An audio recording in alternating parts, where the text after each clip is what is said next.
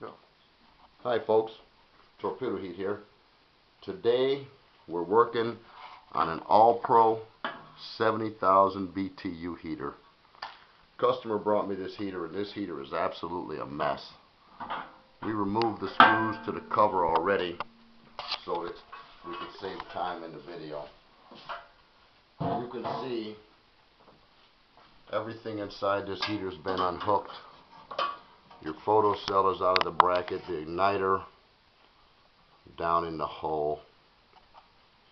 Your lines have been taken off. They're pinched under there. That line is pinched under there right there. See that?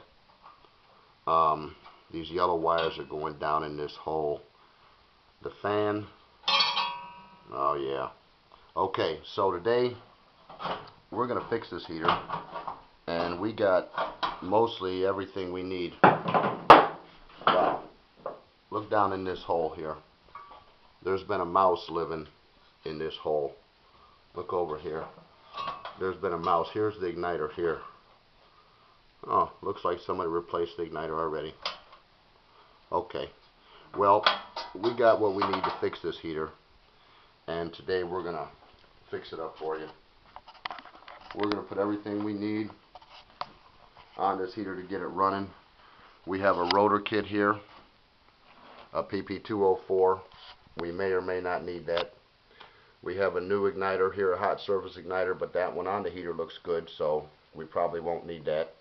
We have a circuit board here for this heater, and we may or may not need that. We don't know what we're going to need yet. We have a photocell, PP236. This is the photocell with the two blue wires. These wires, being blue, indicate that this photocell, blue wires, is for a heater with a hot surface igniter. These two parts go hand in hand. Okay, we have our igniter hot surface. We have a PP213 filter kit. That's the filter kit, goes on the back of the motor. We have a new rear filter cover. That pump kit has already been installed in the filter. I already installed that new plug to save time in the video. That pump kit was a PP217 pump kit. We already installed that in the cover. Okay, so first things first, we got to take this side cover off here. See what's inside this side here. Take this circuit board carefully. Okay, this circuit board here is an original equipment circuit board. Okay, that circuit board there has never been replaced, so it may or may not be any good. We're going to do everything we can not to disturb that circuit board. Right here you can see the fuel filter is missing. There is no fuel filter in this heater, so we have a fuel filter for it right here, and we're going to get that in there, and we're going to put a photocell in there, and we're going to do everything this heater needs here today to get this thing going. Okay, so let's get cracking. We got it taken apart. First thing we're going to do is replace this photocell. To do that, we don't want to disconnect these two blue wires from the lead. So we're going to cut the wires because we don't want to mess with this circuit board at all. It's very fragile, and if you remove those connectors, they most likely will break. So we're going to cut the wires on the photocell. There, we cut the wires off. That photocell is no good. You can't see it. And we're just going to strip a little bit of the wires back.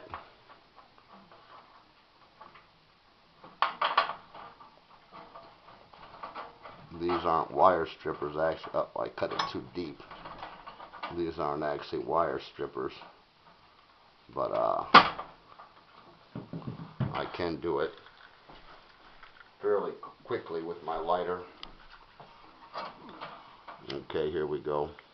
It's much better. Heat that up a little bit. Pull that end off to a bare wire. Heat that up.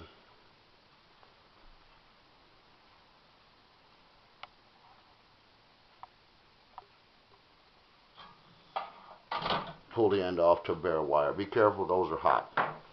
Okay, we did that so that we didn't have to pull the wires off of the circuit board. Now we're going to cut the wires on the new photocell, about 6 inches. Okay, cut those and strip a little bit of the end off of those.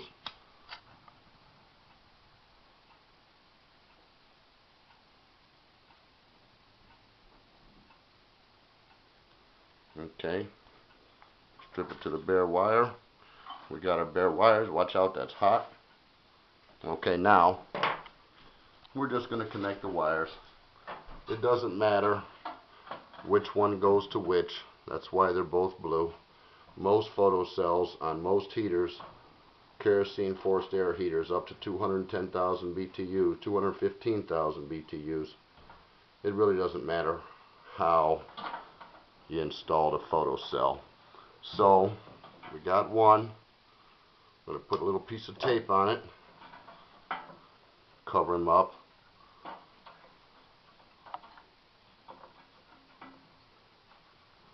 Squeeze that tight. Kind of get it taped as best as you can.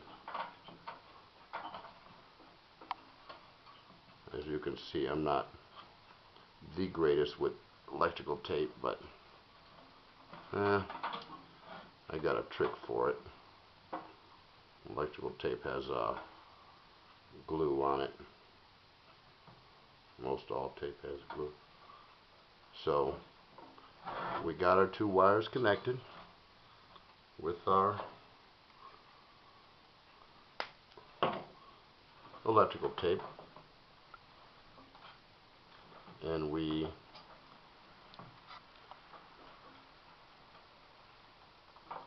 got those covered. Okay, so now our new photocell is wired in, brand new cell. We'll set that off to the side. We're not ready to install that yet. Where did our igniter go? Here it is here.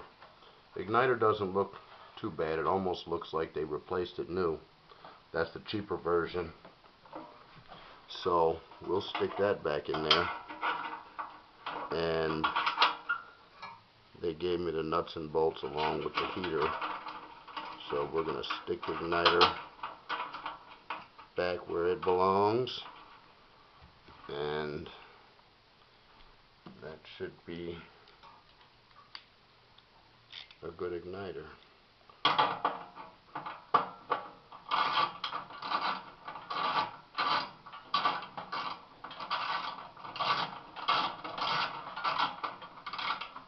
Okay, got it on there snug. Now we're going to replace our air and fuel lines while we're under the hood. This thing is pinched under there, this line. That's our air line there, is pinched. So we're just going to pull that on out of there. There we go. I'm going to pull that air line out of there. Pull it off of there. And we're going to put a new piece of air line on there. This should fit it. Alright, so we're going to run our air line down and through. This is premium grade fuel. I see that the hole that this line has to go through is not big enough because this is a better line than originally. So what we're going to do is we're going to move this back and come closer, and cut this hole open just a little bit. Okay, this is just on the body of the heater. You'll never see it. Okay, we want to cut that open. Not quite yet. Till this line fits through that hole. Okay, that ought to do it there. Okay, great. Okay, so the line fits through that hole. So we're going to run it down through here. Give myself plenty of extra. Be careful of that circuit board. And then run them up through that hole. Okay. So bring our burner back.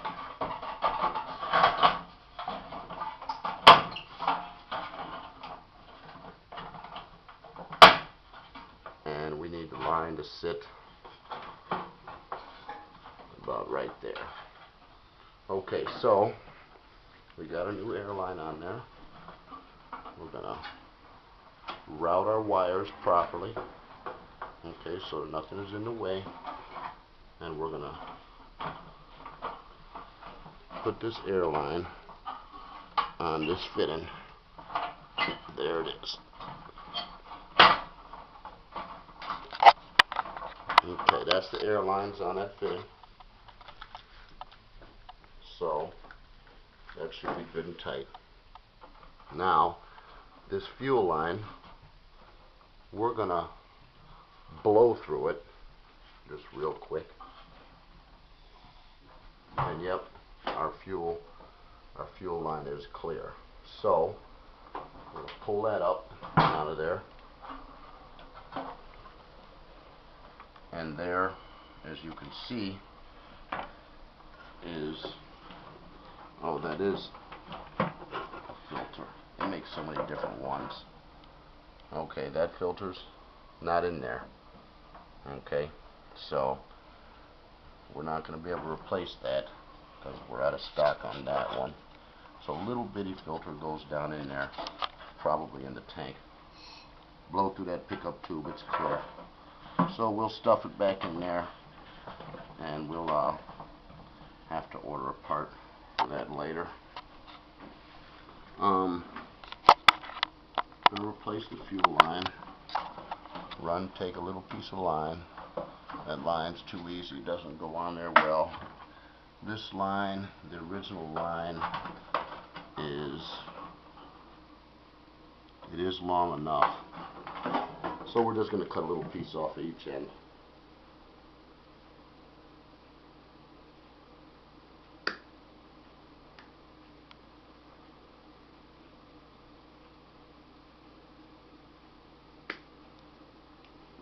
We cut a little piece off of it so that it will make a little bit of a tighter connection, that's all.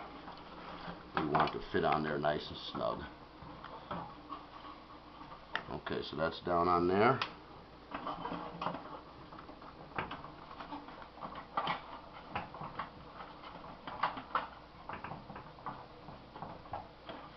And that's up on there far enough. It is past the barbs that far. Okay, so it is on there far enough, and it is tight. Okay, so we got our fuel lines and our air lines tight now. Now we're going to put our new photo cell in there. Okay, I've come to a lip. It's oftentimes hard to get in there, and when you install a photo cell, a CAD sensor, you do not try to push it through. Take your finger on that side, pull that through. Take your finger on the other side and pull that through. See how nicely that popped right into position? Okay, you don't try to push it in there. If you try to push it in there, you'll never get it. Shorten your wires up much as possible. Stay out of the way of the fan. Okay. Now, set our fan back in position. Boy, this heater's not the best.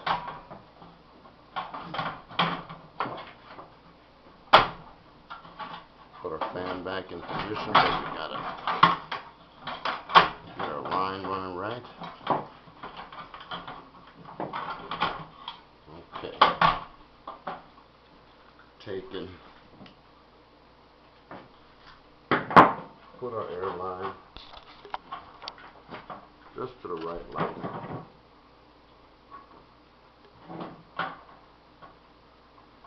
Snip it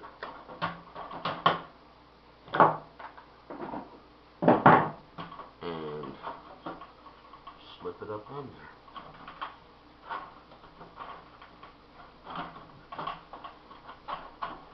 It's past the barb there. And you can see how tight it is. And that's good. You need it to be tight. Okay? It's past the barb. The barb is right about there. Okay, so we got the heater basically put back together. We manipulated our lines, cut them short. Now we can see if this heater's going to run. Don't see any fuel in there.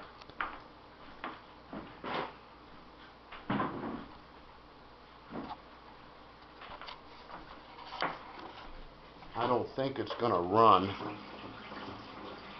Not well.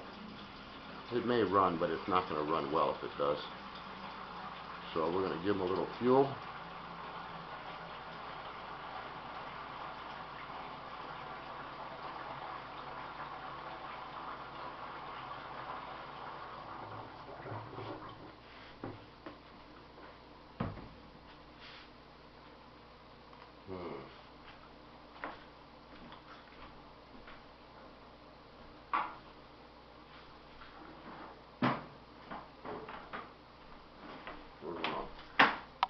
Plug it in. Look at that fuel cap. It's all bent up. The float, it's all bent up. This heater's been dead for many years. We're going to try to bring a little life back to it. Okay, we got it plugged up. The motor's set in position. The burner is set in position. And we're going to turn the fan on, just in case. And we're going to see if she fires. See if she fires. Igniter's working. Looks good.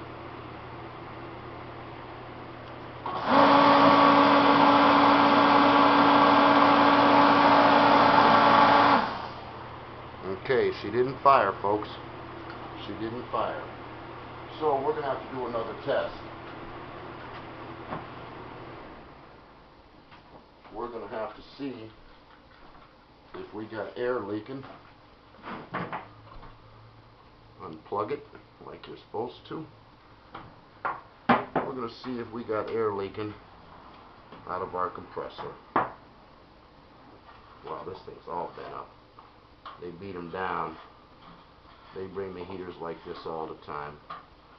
We're stuffing a rag under here to protect our electrical components. Take that filter out. We're going to spray it with some 409 soap water. And just spray that, spray the front of it, spray everything. And what we're going to do is, we're going to look for bubbles when we start it up. And if we see bubbles, that's where your air is leaking at. So let's see what we got. See if we got any bubbles around here. Hot surface is working. Okay, we got bubbles coming out here.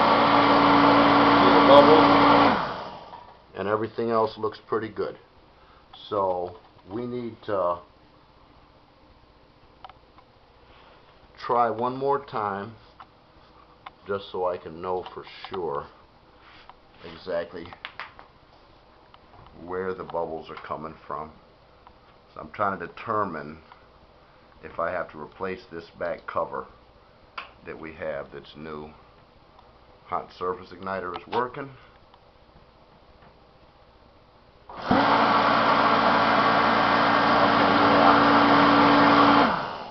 We are going to have to replace this back cover. Those bubbles indicate air leaking through the cover, and that air is not making it up to the nozzle where you need it at. Okay, so that's how you test a rear cover. This one wasn't too bad, but it did have some issues, as you saw. So we're going to have to replace it and replace the